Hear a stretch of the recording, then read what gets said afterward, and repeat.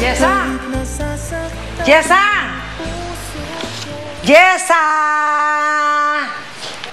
Jessa! Jessa! Ma! Ay, it's me. Oh! Alam mo, dito pa ba umuwi ang anak mo? Oh! Kasi wala naman doon sa kwarto. Ma, wala si Jessa. She's on vacation. Nag-outing sila sa trabaho. Ay, nag-iwan ba ng pera? Oo. Kaya lang, medyo paubos na kasi nagpa-hair treatment ako medyo may kamahalan. Ano? Oo. Sobra ka talaga. Ikaw naman, inuna-una mo pa yung mga hair treatment mong yan. Sana man lang nagtabi ka para dito, disconnection na tayo sa kuryente tsaka sa tubig. Oh. Ano ka ba naman? O, di pagbalik na lang ni Jessa. Sigurado naman may dalang pera yun, ano?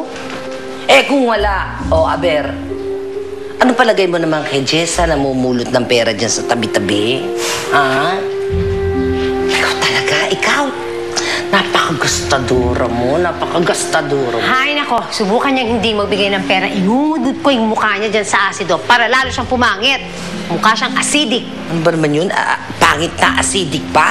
Aba, ayaw ba niya yun? Pwede siya maging modelo ng muriatic acid. Muriatic acid pa!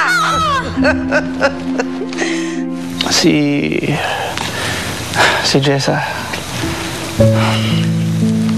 Alam kong pangit siya at nilalait siya ng mga tao, pero I never saw the ugliness in her face.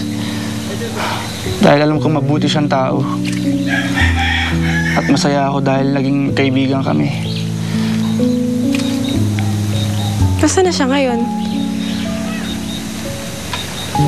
Ewan ko. Galit siya sa akin eh. Kasi nasaktan ko siya sa kabila ng kabutihang ginawa niya sa akin. Ano bang kasalanan mo sa kanya? Ayoko nang alalahanin pa yun. Because it only reminds me how big of a jerk I am. Wala akong karapatang saktan siya o kung sino man. And if I could only turn back time, hindi ko magagawa sa kanya yun muli. Bakit di mo sabihin sa kanya yan? Sinubukan kong humingi ng sorry sa kanya. Pero tumakbo lang siya, papalayo. I know she won't easily forgive me. Pero sana in time, mapatawad niya rin ako.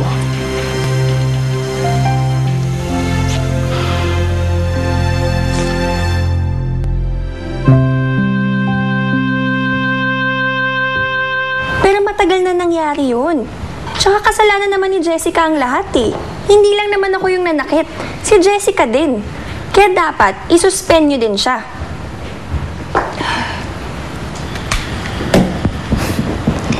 Oh, ano nangyayari sa'yo? May agent just informed me na suspended daw ako sa lahat ng modeling gigs ko. Nalaman kasi nila yung nangyari last fashion show sa amin ni Jessica. And they blame it all on me. Ikaw naman kasi.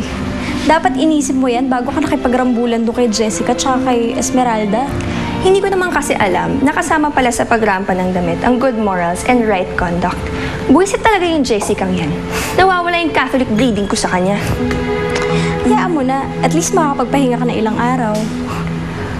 Alam mo, matawagan na lang kaya si Angel. Nasaan kaya siya? Huwag mo na siyang tawagan kasi alam ko kung nasan siya. Alam mo kung nasan siya? At ayon dito sa binabasa ko, out of town ngayon si Angelo. At hulaan mo kung sino kasama niya. Don't tell me, si Jessica? Ang galing mo. Alam mo, mabuti pa mag-impake ka na lang ngayon. Dahil pupunta tayo kung nasan man sila. Hindi ako makakapayag na magsama si Jessica at si Angelo sa iisang lugar.